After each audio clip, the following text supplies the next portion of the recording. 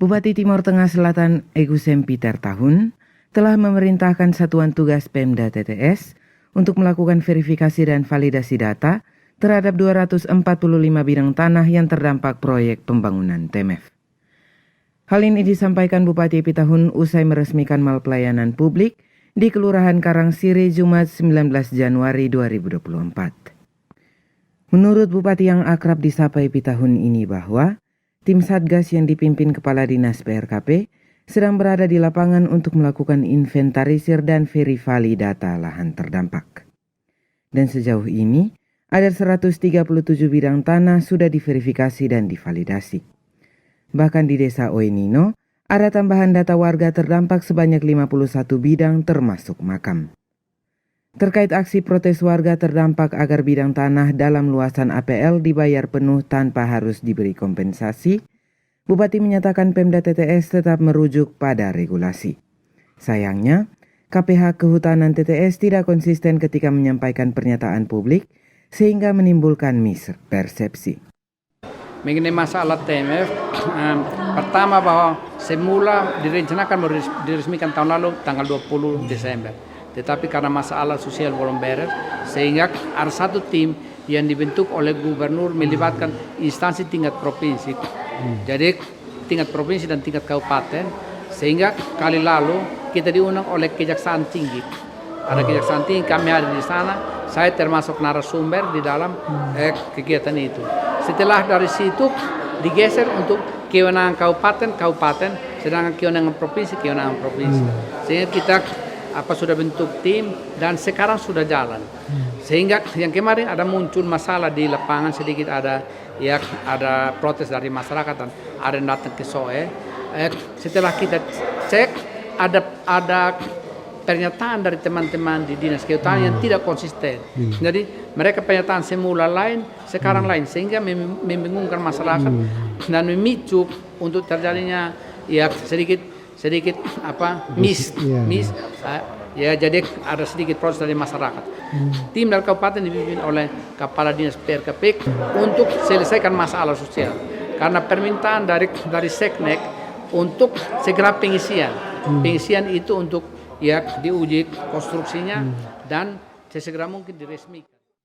PPK Pengadaan Tanah Balai Wilayah Sungai Nusa Tenggara II Beni Malelak SH secara terpisah melalui sambungan telepon menegaskan 245 bidang tanah yang berada dalam area APL bagi proyek bendungan TMF berawal dari keputusan Menteri Kehutanan bahwa 245 bidang tanah di area kawasan hutan setempat ditetapkan merupakan APL.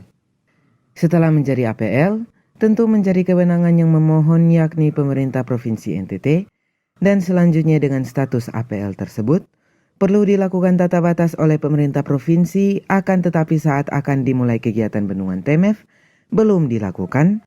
Oleh sebab itu pelaksanaan tata batas atas permintaan BWS NT2 dengan tujuan untuk pembangunan bendungan, Gubernur telah mengeluarkan peta lokasi atau penlok. Dengan demikian 245 bidang tanah dalam luasan APL itu diperuntukkan bagi proyek bendungan TMF. Hal tersebut juga telah dilakukan inventarisasi dan identifikasi oleh Satgas A dan B BPN TTS, akan tetapi tidak diumumkan peta bidang dan daftar nominatifnya, yang diumumkan hanyalah bidang tanah dengan status milik masyarakat. Beni berharap agar dinas terkait memberikan statement sesuai tahapan regulasi, agar tidak memicu miskomunikasi bahkan menjadi blunder karena dalam sekian banyak giat sosialisasi bersama di lokasi TMF beberapa waktu lalu, sudah disampaikan dan tidak ada bantahan dari dinas terkait terhadap penjelasan dari Asdatun Kejati NTT. Ketika APL itu ditetapkan oleh Menteri Kehutanan, otomatis kawan-kawan KPH kan menganggap itu keluar ya. Tetapi jangan lupa bahasanya adalah peruntukannya dirubah peruntukannya. Nah sekarang kalau peruntukannya dirubah sekarang, pertanyaan saya, siapa yang meminta untuk dirubah? Setelah ditetapkan oleh menteri, siapa yang minta? Apakah gubernur atau bupati atau diperuntukkan kepada masyarakat? Kan bunyinya harus ada, Om Polci. Bunyinya harus mengatakan kepada siapa, itu baru betul. Berarti masyarakat berhak mendapatkan itu hak itu sebagai hak milik. Tetapi kan bunyinya kan kepada pemerintah Nusa Tenggara Timur, Om Polci, itu bunyi SK-nya. gitu, memerintahkan kepada gubernur. Tapi gubernur kan tidak melakukan tata batas. Nah, untuk kebutuhan bendungan, kami melakukan tata batas. Nah, karena tata batas, Pak Gubernur mengeluarkan pelop, berarti dia menjawab peta tersebut dengan menetapkan lokasi bendungan. Dengan demikian, maka peruntukannya untuk bendungan, kan begitu, bukan kepada masyarakat yang disebutkan di dalam SK, tidak disebutkan itu.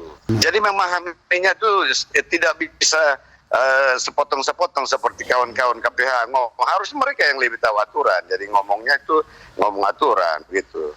Pernyataan KPH itu kan sudah dari minggu kemarin, jadi saya bersama-sama dengan Asdatun kumpul lagi dengan masyarakat di Gazebo dan kita sudah jelaskan lagi, Kakak. Sudah jelaskan lagi. Nah, sekarang kenapa kok dia jadi berubah lagi? Padahal di situ KPH juga tidak membantah pernyataan Pak Kajati, Pak Asdatun. Lalu sekarang kok orang bikin pernyataan lagi begitu? Itu bahaya itu. Itu bisa blunder itu, Pak. Polselere KLTV News mewartakan.